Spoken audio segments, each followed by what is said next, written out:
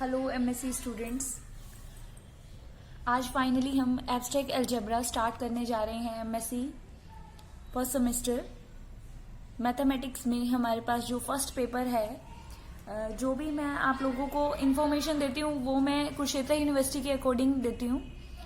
तो कुरुक्षेत्र यूनिवर्सिटी में ये फर्स्ट पेपर है M.Sc फर्स्ट सेमेस्टर का, जिसका सिलेबस आपके पास अगर मैं दिखाऊं तो इस तरह से ये हमारा सिलेबस है M.Sc मैथ्स का फर्स्ट एब्स्ट्रैक्ट अलजेब्रा का फर्स्ट पेपर है advance abstract algebra KU Kurukshetra.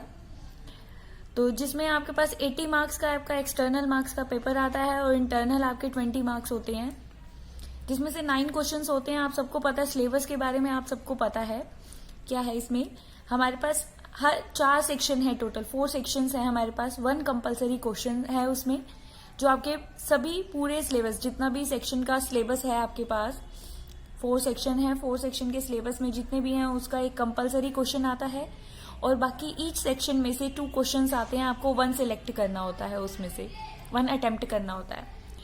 तो जो हमारा सिलेबस है फर्स्ट सेक्शन का वो ऑटोमॉर्फिज्म से स्टार्ट है, automorphisms and inner automorphisms of a group G. इस तरह से ये हमारा कई यूनिवर्सिटी में जो स्टार्ट है सेक्शन, वो फर्स्ट सेक्शन कहाँ से स्टार्ट है, जेसन-हर्ट्ज लेमा से स्टार्ट है या नॉर्मल या कंपोजिशन सीरीज से स्टार्ट है। तो जैसे भी आपकी यूनिवर्सिटी के अकॉर्डिंग स्टूडेंट्स, जैसा भी है आपकी यूनिवर्सिटी के अकॉर्डिंग है, आप वैसे ही वीडियोस को देखें सिलेबस के अकॉर्डिंग। और अगर मान लीजिए कुछ अलग है तो वो मुझे आप कमेंट बॉक्स पे जरूर बताएं। तो हमारा जो फर्स्ट सेक्शन है उसकी मैं बेसिक जो इन्फॉर्मेशन है, सारी बेसिक डेफिनेशंस हैं, आज वो मैं करूंगी स्टार्ट यहाँ से। और इसमें आगे जो जो इम्पोर्टेंट थ्योरम्स हैं, क्योंकि हमारे पास टाइम बहुत कम है और एग्जाम आने वाले हैं, ज्यादा टाइम नहीं है, तो हम इसकी इम्पोर्टेंट थ्योरम्स ही डिस्कस करेंगे। एग्जाम के पॉइंट ऑफ व्यू से जो इम्पोर्टेंट है वही, सभी नहीं करवा पाऊंगी क्योंकि सेक्शन बहुत ही ज्यादा, क्योंकि सिलेबस बहुत ज्यादा है इसमें, आपने खुद ही देखा है। देखिए, ये सेक्शन 1 है, ये सेक्शन 2 है, ये सेक्शन 3 है और ऐसे ये सेक्शन 4 है। तो 4 सेक्शन है। तो हम फर्स्ट सेक्शन स्टार्ट करेंगे आज। चलिए बेसिक डेफिनेशन से शुरू करते हैं हम। आज का लेक्चर सिर्फ बेसिक डेफिनेशंस के ऊपर होगा। कल से हम मतलब जो नेक्स्ट वीडियो बनाऊंगी मैं, तो उसमें आप फर्स्ट थ्योरम हम स्टार्ट करेंगे जो कि आपके सिलेबस में है। अगर आपके सिलेबस में ये चीजें नहीं है तो आप मुझे कमेंट बॉक्स में जरूर बताएं कि क्या क्या सिलेबस में है, कौन सी इंपॉर्टेंट थ्योरम आपके सिलेबस में है। चलिए स्टार्ट करते हैं। Basic definition of abstract algebra. Final year में हम ग्रुप थ्योरी पढ़ के आए हैं सारी। ग्रुप क्या होता है हमें पता है। Let G be a, first we define a group. तो उसके लिए हमें पहले क्या चाहिए, एक non empty set. Let G be a non empty set and star is a binary operation. We structure हम बना रहे हैं जी कोमा स्टार का, is called group if it satisfies the property. देखिए, बाइनरी ऑपरेशन के ऊपर, binary operation क्या होता है हमारे पास। Binary operation is defined on G cross G to G. G cross G हमारी कार्टेशियन प्रोडक्ट है हमारे पास, तो ऑर्डर पेयर में आएगा हमारे पास। एलिमेंट ले लिए मैंने यहां से, A and B belongs to G. Then binary operation we define star A comma B is equal to A star B. Means if we take an element from this, we get another element from this set. Means जो हमारे पास क्या है, binary operation लगाने के बाद जो element आएगा वो भी वापस उसी सेट में जाना चाहिए। तो बाइनरी ऑपरेशन की ये प्रॉपर्टी है। तो इसी को ही हम क्या कह देते हैं ग्रुप में, क्लोजर प्रॉपर्टी। और जबकि स्टार अगर हमने पहले ही डिफाइन कर दिया बाइनरी ऑपरेशन में, तो ये चीज तो ऑलरेडी होल्ड करती है। अगर सिर्फ ये फर्स्ट प्रॉपर्टी होल्ड करे तो इसको हम क्या कहते हैं, ग्रुपोइड या क्वासी ग्रुप। क्वासी ग्रुप भी कह देते हैं इसे।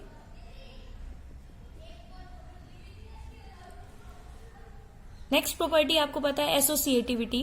क्लोजर प्रॉपर्टी हो गई एसोसिएटिविटी। एसोसिएटिविटी हमारे पास क्या है, a star b star c is equal to A star b star c. For all a b c belongs to G. तो ये एसोसिएटिविटी हो गई।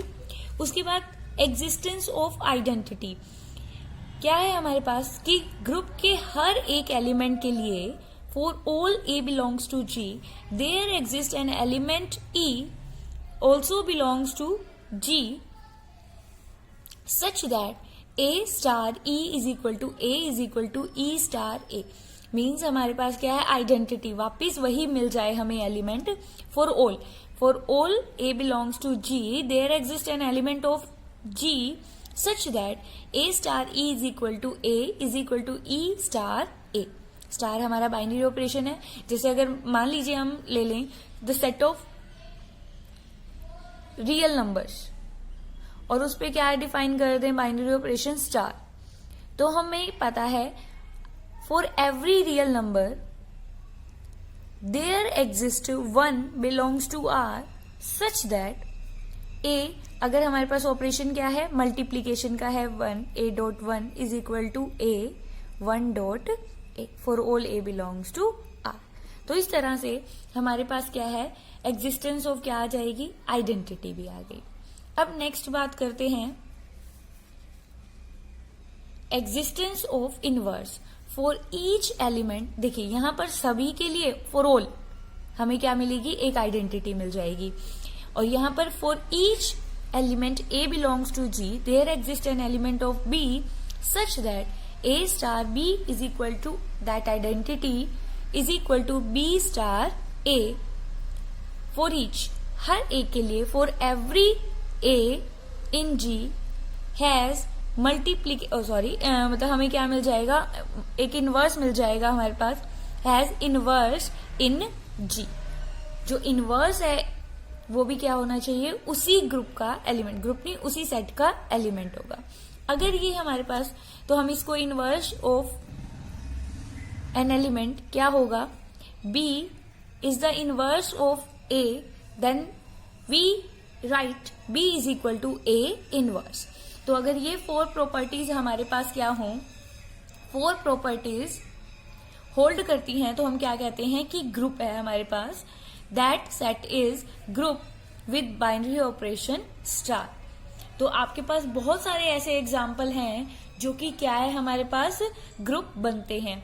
तो अब बात करते हैं, देखिए पहली अगर फर्स्ट प्रॉपर्टी होल्ड कर रही है तो उसको बोलेंगे ग्रुपोइड या क्वासीलीनियर। अगर 2 प्रॉपर्टीज क्लोजर और एसोसिएटिविटी हो तो उसे बोलते हैं सेमी ग्रुप। अगर 3 प्रॉपर्टीज हैं कौन कौन सी क्लोजर एसोसिएटिव और एग्जिस्टेंस ऑफ आइडेंटिटी, तो उसे क्या कहेंगे मोनोइड। तो इस तरह से, और अगर 4 प्रॉपर्टीज होल्ड करती हैं तो उसे क्या कहते हैं ग्रुप कहते हैं।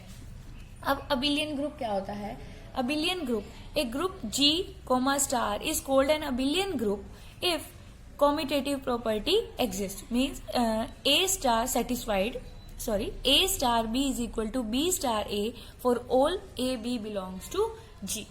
अगर हम बात करें यहाँ पर कि हमारे पास क्या है ग्रुप क्या बनता है कौन कौन से ग्रुप हो गए, तो अगर आप बात करें यहाँ पर the set of integer with respect to operation क्या ले लें एडिशन ले लें। एडिशन लेंगे तो हमारे पास क्लोजर भी आपको पता है अगर 2 आप इंटीजर्स लो तो उनको ऐड करोगे तब भी क्या आएगा एक इंटीजर ही आएगा। सेकंड अगर मान ले एसोसिएटिविटी है उसमें प्लस वाली होल्ड करेगी।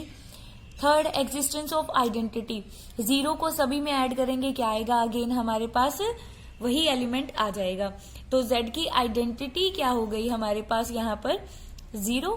और मल्टीप्लीकेटिव इनवर्स की बात करें अगर 2 है तो उसका मल्टीप्लीकेटिव इनवर्स क्या हो जाएगा -2। दोनों को ऐड करेंगे क्या आ जाएगा 0 आ जाएगा।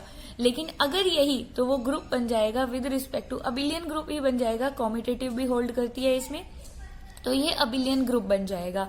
लेकिन अगर बात करें हम Z with respect to multiplication, with respect to multiplication के लिए बच्चा हमें क्या चाहिए होता है कि क्लोजर है हमें पता है 2 इंटीजर्स को मल्टीप्लाई करेंगे एक इंटीजर ही आएगा, एसोसिएटिविटी भी होल्ड कर जाएगी। लेकिन अगर हम बात करें एग्जिस्टेंस ऑफ आइडेंटिटी वो भी हो जाएगा कि 1 है हमारे पास, 1 से हम किसी को भी मल्टीप्लाई करेंगे वापस हमें वही एलिमेंट मिल जाएगा। लेकिन अब बात करते हैं इनवर्स की। इनवर्स में क्या होता है बच्चा कि हम इसमें क्या होता है कि हम एक एलिमेंट अगर Z में से ले रहे हैं, सेट में से लिया हमने, तो हमें एक ऐसा एलिमेंट उसी सेट में से मिलना चाहिए कि अगर दोनों की हम मल्टीप्लाई करें वापस मुझे क्या मिले, आइडेंटिटी मिले। लेकिन यहाँ पर बात करते हैं Z। Z क्या है, Z का एलिमेंट मान लीजिए कोई भी ले लिया, मैंने 3 ले लिया, सपोज 3 लिया हमने, 3 बिलोंग्स टू Z। इसका किससे मल्टीप्लाई करें वापस हमारे पास 1 आए, तो ऑब्वियस है 1/3 से करें। लेकिन जो 1/3 है क्या वो Z में जा रहा है? नो। क्या आ जाएगा, ये एक इंटीजर नहीं है, तो ये तो ग्रुप बन गया हमारे पास, but not with respect to this binary operation, तो नॉट अ ग्रुप। तो इस तरह से आपको ग्रुप के सभी एग्जाम्पल्स अच्छे से क्लियर होने चाहिए, आपको ग्रेजुएशन का अच्छे से क्लियर होना चाहिए, तभी जाके आप एमएससी के स्टार्टिंग से ही इसको समझ पाओगे। चलिए हम बात करते हैं आगे। नेक्स्ट, ग्रुप ले लिया हमने, अबिलियन ग्रुप ले लिया, then we start order of a group. The number of element in a finite group is called the order of a group. It is denoted by order of G. तो इसको हम इस तरह से denote करते हैं, number of elements finite group means उसमें जितना एलिमेंट हमारे पास क्या है, जैसे मान लीजिए अभी हमने कर रहे थे Z with respect two plus, हमारे पास क्या बन रहा था, ये एक ग्रुप बन रहा था, अबिलियन ग्रुप बन रहा था, अबिलियन ग्रुप। अब Z में कितने एलिमेंट्स होते हैं हमें पता है, नेगेटिव, पॉजिटिव और 0, यहां से ये ले लिया। अब आप इसको काउंट कर सकते हैं, नहीं, इनफाइनाइट ऑर्डर है, तो इस ग्रुप का ऑर्डर क्या है हमारे पास, इनफाइनाइट। तो ऐसे ग्रुप को क्या कहते हैं हम, इनफाइनाइट ग्रुप। फाइनाइट ग्रुप क्या हो गया, जैसे मान लीजिए अगर मैं ये ग्रुप लूं, आपने पढ़ा भी होगा 1 - 1 आयोटा और माइनस आयोटा, ये ग्रुप बनता है विद रिस्पेक्ट टू मल्टीप्लीकेशन। ये हमारे पास ग्रुप बनता है विद रिस्पेक्ट टू मल्टीप्लीकेशन। इसमें नंबर ऑफ एलिमेंट्स कितने हैं, देखिए 4 है, तो इस ग्रुप का ऑर्डर कितना हो जाएगा, 4, जिसे आप काउंट कर पाए। यहां पर वो क्या बन गया, फाइनाइट, और यहां पर क्या है जिसके आप काउंट नहीं कर पाए, वो इनफाइनाइट। तो ऑर्डर ऑफ ए ग्रुप क्या है हमारे पास, the number of elements in the group is called the order of the group. अब बात करते हैं next, order of an element of a group. Order of an element of a group, पहले तो हमने ग्रुप का ऑर्डर किया था, अब किसका ऑर्डर करेंगे हम, यहाँ पर एलिमेंट का ऑर्डर। ध्यान रखेंगे, एलिमेंट का ऑर्डर की बात करें, ये तो मोस्ट इंपॉर्टेंट डेफिनेशन है, बार बार आपके थ्योरम्स में आएगी ही हमारे पास। तो स्टार्ट करते हैं, late G be a group. अब जो भी हम ग्रुप ले रहे हैं यहाँ पर मल्टीप्लीकेशन में ले रहे हैं, G be a group under multiplication, E be an identity element in G, A belongs to G, then there exists least positive integer n such that a raised to power n is equal to identity is called the order of an element A belongs to G, and it can be written as order of A is n। अगर हम यहां से बात कर रहे हैं हम यहां पर कि अगर हम लें G with respect to multiplication, एक ग्रुप ले लिया हमने यहां पर, A element from G, order of A is n, it means n is a least positive integer such that order A raised to power n is equal to E। जैसे मैंने अभी आपको एक ग्रुप का एग्जांपल दिया, 1 - 1 iota और minus iota, ये ले लिया। ग्रुप का ऑर्डर तो हमें पता है इसका 4 है, लेकिन अब अगर हम बात करें एलिमेंट के ऑर्डर की, इनके ऑर्डर की, जैसे 1 है, 1 रेज टू पावर, अब यहाँ इस ग्रुप की आइडेंटिटी क्या है बच्चा, 1 है। इस ग्रुप की आइडेंटिटी क्या है अपने पास, 1 है। 1 को कितनी बार मल्टीप्लाई करूं, आंसर 1 आए, 1 यहाँ पर। तो 1 रेज टू पावर 2 करूंगी तब भी क्या आएगा आंसर, 1। 1 रेज टू पावर 3 करूंगी तब भी आंसर आएगा 1। लेकिन इनमें से लीस्ट कौन है, 1, तो ऑर्डर ऑफ 1 क्या आ गया अपने पास यहाँ पर, 1। सिमिलरली ऑर्डर ऑफ आयोटा करें, आयोटा पावर 1 आपको पता है आयोटा होगी, आयोटा स्क्वायर हमारे पास -1 होगा, आयोटा 3 हमारे पास माइनस आयोटा होगा, और आयोटा 4 हमारे पास क्या हो जाएगा, 1। इसके बाद आयोटा 8 लोगे वो भी 1 आएगा। आइटा 12 लोगे वो भी क्या आएगा 1, लेकिन इसमें से लीस्ट कौन है 4, तो यहां पर क्या आ जाएगा लीस्ट पॉजिटिव इंटीजर n। तो आइटा का ऑर्डर क्या हो गया इस तरह से। तो ये क्या हो गया order of an element of a group, order of an element of a group. आगे बात करते हैं अब सब ग्रुप की। सब ग्रुप क्या है हमारे पास, a non empty subset H of a group, H is a subset of a group G is said to be subgroup of G if H with the same binary operation is itself a group। अगर H itself group बन जाए तो हम H को क्या कहेंगे सब group कहेंगे, किसका G का।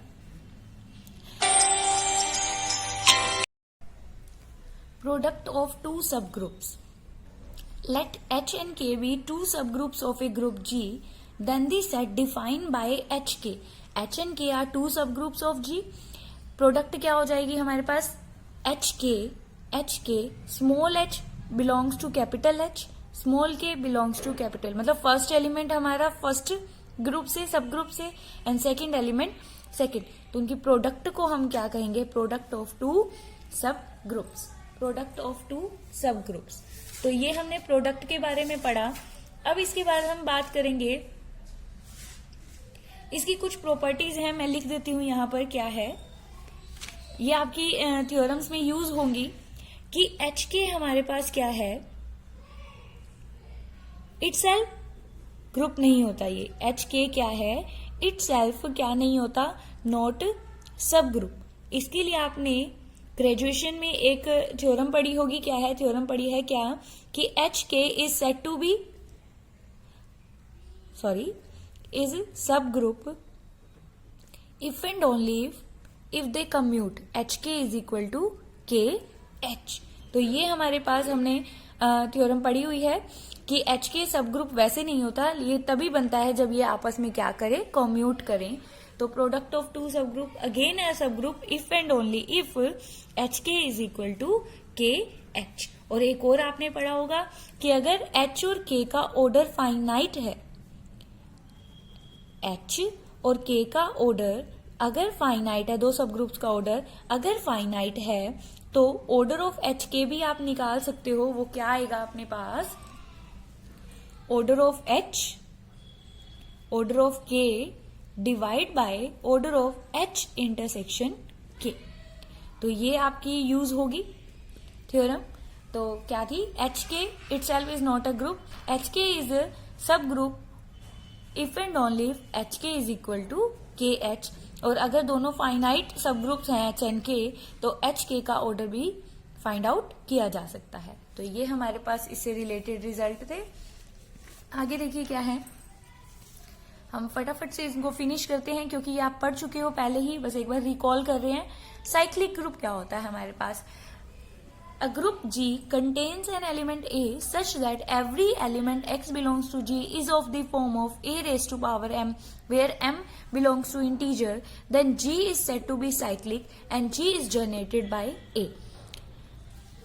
That is, G can be, we can write G is a cyclic group with generator A, means each element has power, क्या है हमारे पास यहाँ पर each element is in the form of a raised to power k, where k is an integer। जैसे अगर हम बात करें यहां पर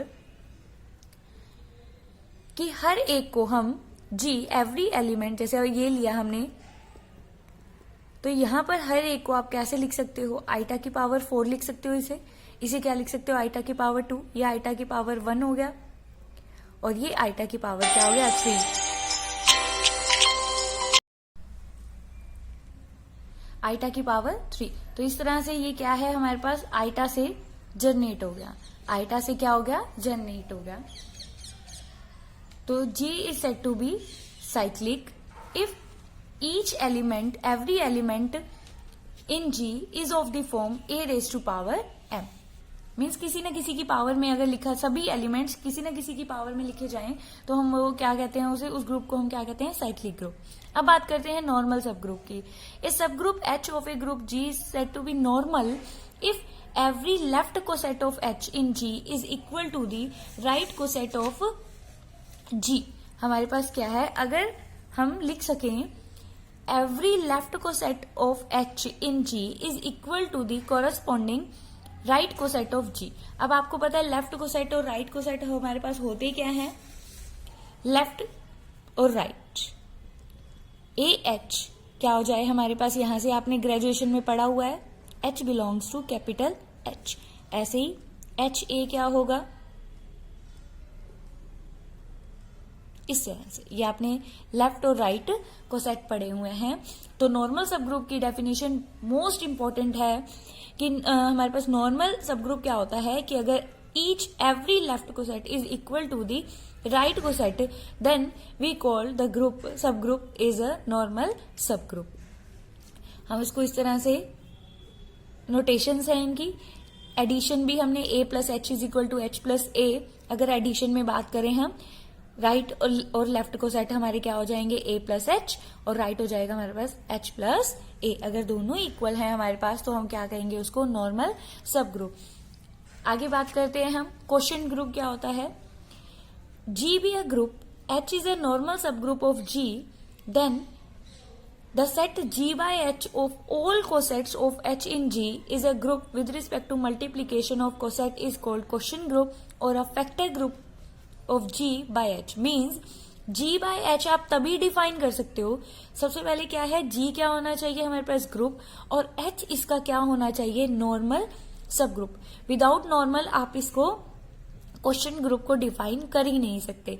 इसमें क्या होंगे, या तो आप इसको लेफ्ट कोसेट की फॉर्म में लिख सकते हो यहां पर, या राइट कोसेट की फॉर्म में लिख सकते हो हमारे पास। तो G बाय H क्या डिफाइन हो जाएगा हमारे पास, ए एच लिखें या एच ए लिखें, दोनों में से कोई भी आप लिख सकते हैं। तो यहां पर हमारे पास क्या है, ए एच मल्टीप्लीकेशन में है बी एच, इस तरह से डिफाइन कर दिया, ए बी एच। ये तो ये हो गया हमारे पास, ये भी क्वेश्चन ग्रुप की प्रॉपर्टीज को सेटिस्फाई करता है, और इसकी आइडेंटिटी क्या होती है हमारे पास, एच होती है। अब बात करते हैं normalizer of an element. Let G be a group, a belongs to G, then the set N a. Means G के वो एलिमेंट जो ए के साथ कम्यूट करते हों, कम्यूटेटिव हों, तो कम्यूट करते हों तो उसको हम क्या कहते हैं, normalizer, normalizer of A. Means then this set is called normalizer of an element. Normalizer of a set, let X be a non-empty set, subset of a group G, then the subset। अब यहां पर बात करें, देखिए यहां element की बात कर रहे थे, यहां हम बात कर रहे हैं सेट की। तो सेट के G के वो एलिमेंट जो सेट के साथ X कोई भी नॉन एम्प्टी सबसेट है G का, उसके साथ अगर कम्यूट करते हैं तो उसको हम क्या कहते हैं, normalizer of a set in G। Normalizer of a set in G, ये क्या था हमारे पास, normalizer of an element in G।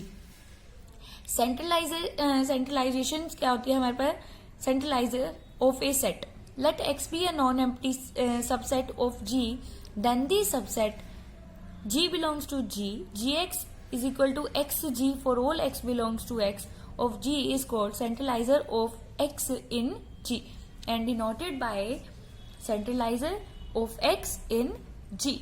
देखो बच्चा यहाँ क्या है, इसमें और इसमें क्या दिख रहा है, आप लोग यहाँ से कहोगे कि X है, यहाँ पर भी X के ही एलिमेंट लिए हैं।